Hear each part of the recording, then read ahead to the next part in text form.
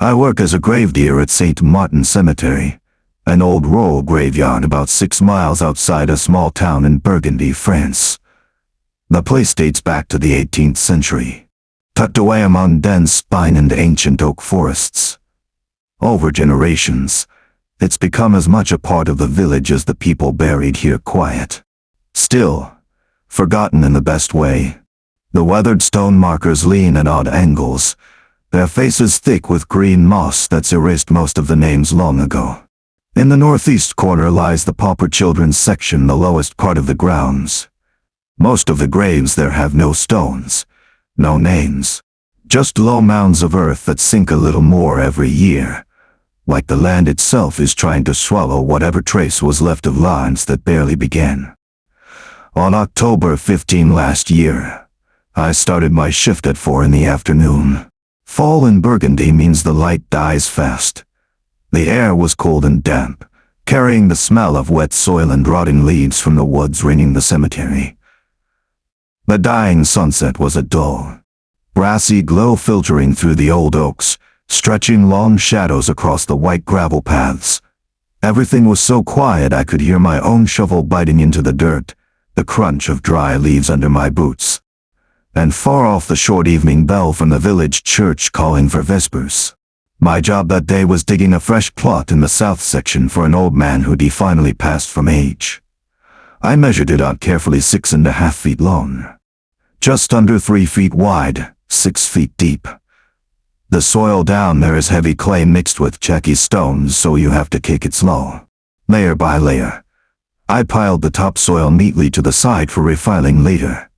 You can trust this work one care less cutting the walls can slump in. When it gotten down about 3 feet, I paused, leaned the shovel against the side, and took a drink of water. When I looked up, there was a woman standing at the end of the path, maybe 30 feet away. She wore a long, faded white dress, old-fashioned, like something from another era. Her hair was loosely pinned up, a few strands hanging down around her face. Her skin was unnaturally pale in the failing light, almost blending into the thin mist starting to drift in. She didn't move. She just stood there, staring in my direction. I figured she was family, come early to visit a grave. It happens. I gave her a polite nod and went back to digging. But when I glanced up again, just seconds later, she was gone. I looked around. The path was empty. No sound of footsteps. I didn't think much of it. The cemetery is big, plenty of turns behind the stone shed, probably just slipped out of sight. The next few days were normal enough. The plot it dug got filled and unleveled, waiting for the burial. Then on the evening of October 18, around 5 o'clock, dusk already thick, I was finishing up some resurfacing on a relocated grave when I saw her again. This time she was closer, standing at the edge of the adult section. Her eyes were fixed on the distant children's pauper corner. Her voice came out soft, flat, almost emotional. "Do you know where Anna Keller is buried?" I stopped working. No one by that name had passed recently. I answered politely. "No, Mum. You might check with the office, they keep the records." She didn't reply. Just stood there a few seconds longer, then turned and walked toward the main gate. I watched until she rounded a bend, and vanished, same as before. That night I went through the old ledgers. St. Martin keeps records going back to 1900 in a rusty cabinet by the chapel. I found Anna Keller, born 1908. Died 1936 in a house fire in a neighboring village. When they recovered the body, she was clutching a newborn infant. The baby had no birth record, no family to claim it, buried in the unmarked children's section. Anna had her own small plot in the west section, simple stone marker. I figured the woman was some distant relative looking for an ancestor's grave. But she kept coming back. From mid-October through the end of November, always at twilight. Sometimes at the main gate, sometimes halfway down a path, sometimes near the adult graves. Every single time she asked the exact same question in that same flat, even tone. Do you know where an Keller is buried? I gave different answers. Sometimes I said no. Once I pointed her toward Dana's plot in the west. She'd stand motionless for a few seconds, then turn and leave. She never once walked toward Anna's grave. Never even glanced that way. On November 2, All Souls Day, the cemetery was busier than usual. Families came with candles and flowers. I stayed late cleaning paths. Around 6, full dark, only candlelight flickering between the stones. I saw her standing at the edge of the children's unmarked section. The first time she'd ever gone near it. She asked the same question. I told her, and a Keller's grave is west of here. About 200 yards. She shook her head slightly and melted into the shadows between the candles. No one else ever saw her. The old gatekeeper said no. Visitors said they hadn't noticed any woman in a white dress. December came, and the late afternoons were swallowed by fog.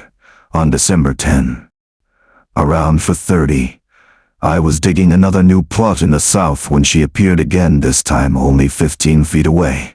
Do you know where an Keller is buried? This time I decided to show her. I set the shovel down and told her to follow me. I led her to an Keller's small, moss-covered stone in the west. An Keller, 1908-1936. She stared at it a long time, then shook her head. This isn't the place.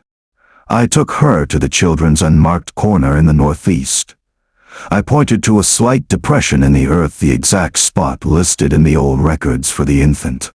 She dropped to her knees. Her voice trembled for the first time. I never got to see my baby one last time. Through the fog I finally saw her face clearly. Identical to the faded photograph of an Keller in the records. I turned away to fetch my lantern. Just a few seconds. When I turned back, she was gone. Only fog and the heavy silence of the cemetery remained. A few months later in spring, I went back to level the children's section. On that nameless mound sat a pair of tiny, worn children's shoes, placed neatly side by side. And on an Keller's grave, for the first time ever, there were fresh flowers wilted as if they'd been picked decades ago. I never dug another grave in that section again. In the gravediren caretaker at an old village cemetery in Moravia, Czech Republic. It sits on a low hill, behind a 14th century stone church, surrounded by ancient pines and wild stinging nettles. The village below has only a few hundred homes, red tiled roofs, coal smoke curling from chimneys on autumn evenings. I started this job in 1987 when I was 23. My father had done it for 30 years before me until lung disease from roll your own cigarettes and too much grave dust finally took him. I didn't have much choice. The local sawmill shut down. The collective farm wasn't hiring. So I took the shovel, the spade, the plot register, and the heavy ring of iron gate keys. The work isn't complicated, but it demands precision and patience.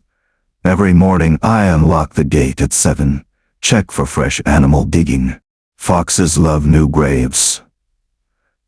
Then I mow pool nettles, wipe down stones. Afternoons are for digging new plots when ordered, or repairing sunken older ones.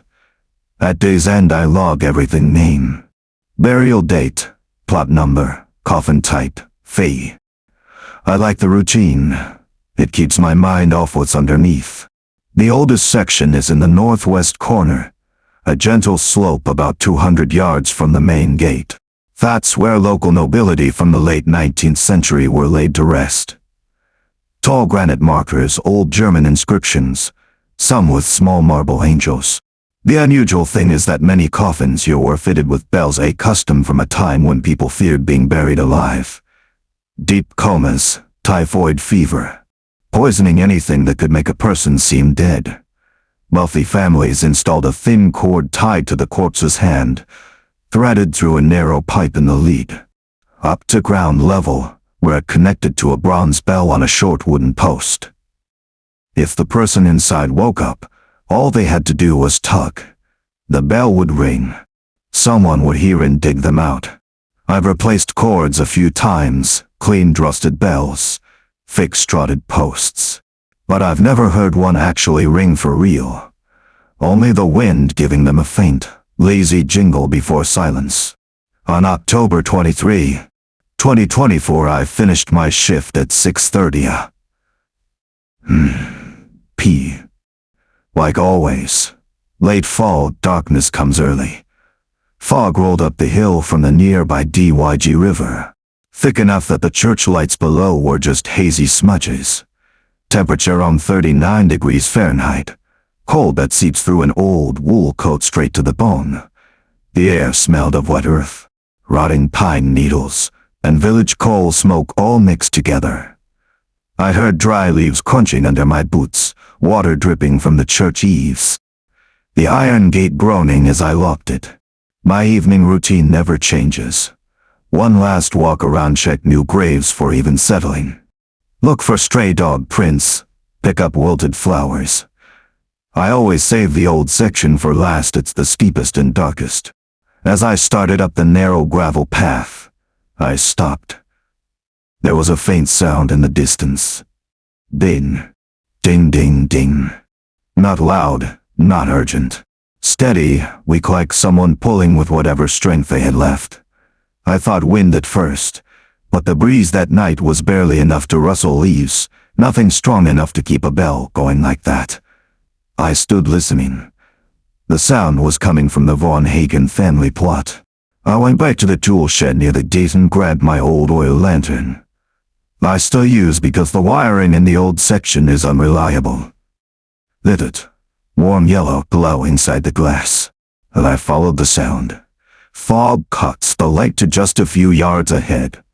The ground was soft from days of drizzle, my boots sinking slightly. The digging kept on, unbroken, never speeding up or slowing. I passed the tall stones, some German names nearly worn away. Reached the Von Hagen plot, a large rectangular enclosure with low iron railing. The main grave in the center belonged to Elizabeth Von Hagen, born 1863, died 1887 at just 24. Gray granite marker with a carved angel holding lilies. The bronze bell hummed from the weathered wooden post beside it, core rusted but still taut. The bell was swaying gently, ringing in steady measured pulls. I knelt to examine the soil. The surface had sunk in a circular patch about 1.5 yards across, deeper than surrounding graves. The grass around it was strangely yellow and brittle despite early fall and recent rain. I took my small pick from my tool bag and carefully scraped away the top layer. A strong smell of rotted wooden mildew rose up. The oak coffin had decayed badly, the lid gaped open and narrow, cracked, likely from settling and time. I held the lantern over it. Inside lay a delicate skeleton, curled slightly on its side.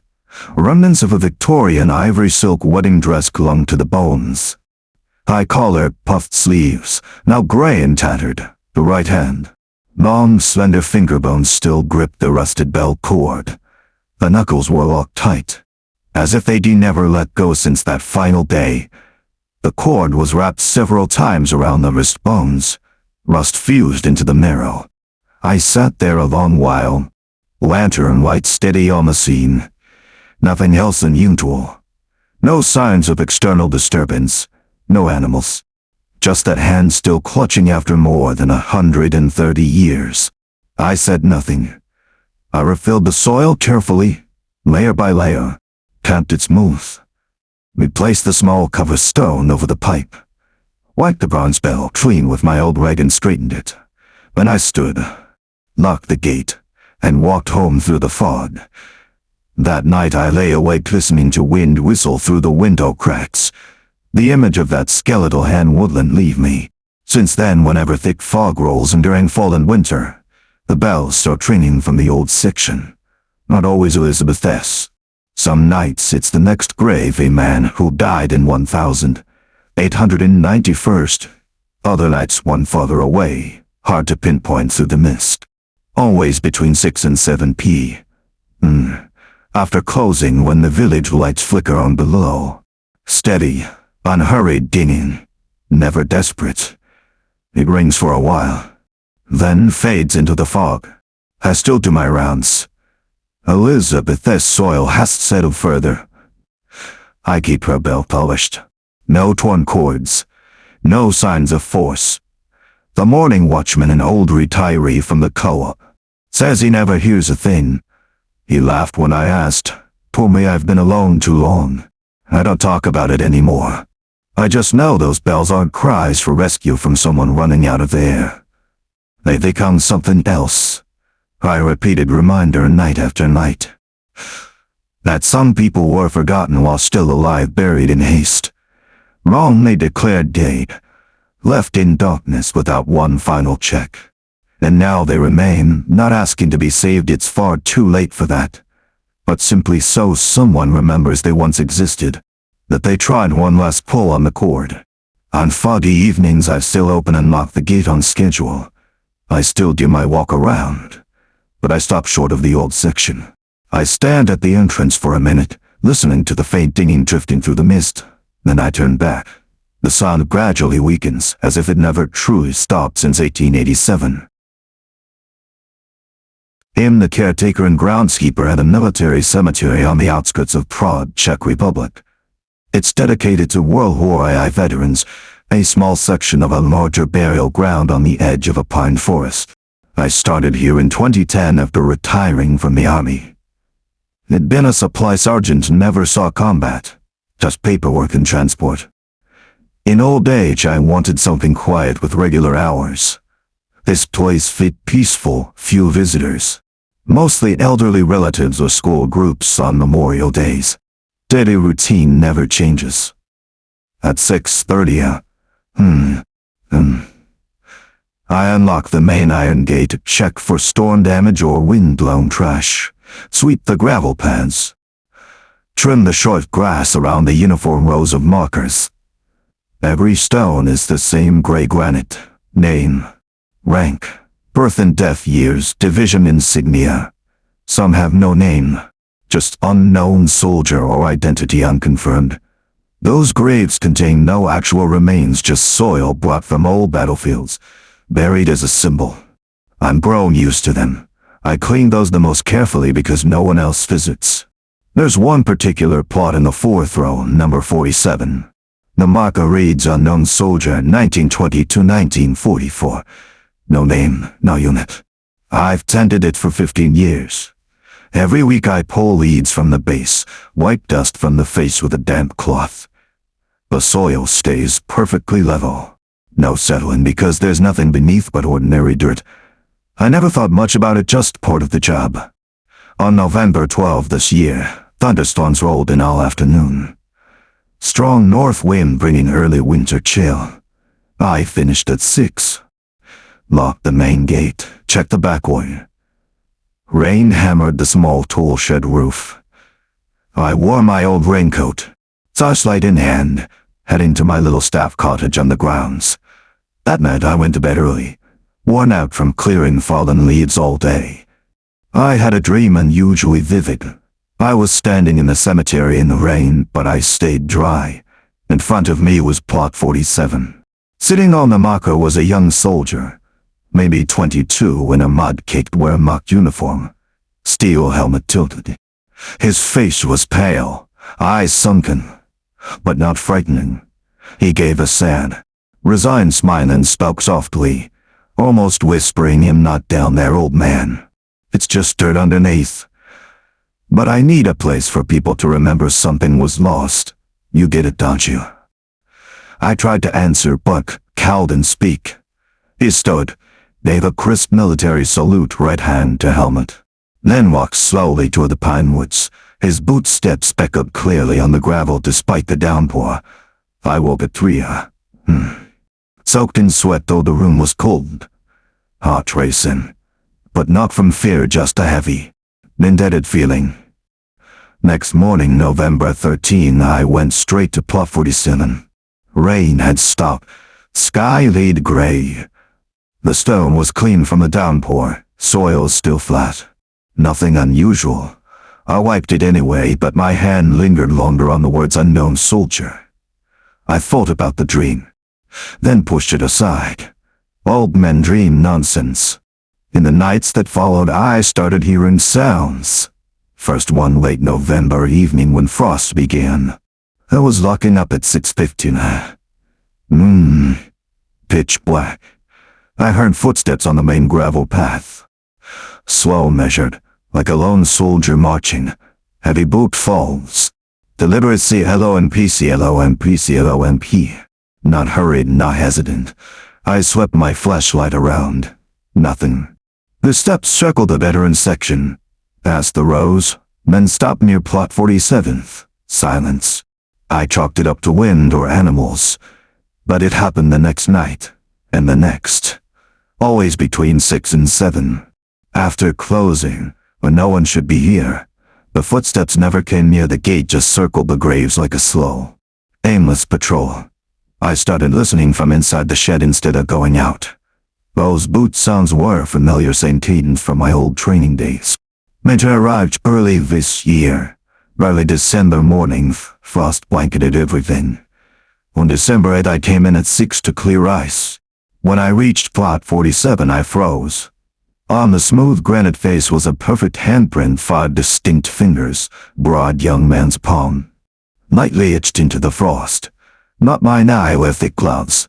The print faced upward, as if someone had placed it in salute before withdrawing.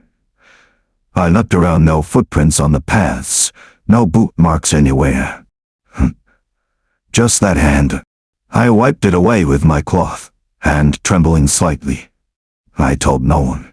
The city administrator only checks paperwork quarterly. Locals rarely visit the military section. On later frosty mornings the handprint returned, not every day, just the coldest ones. Always same spot, same size. Once I left it, watched until noon. It melted slowly in weak sun, leaving a faint-etched trace in the stone.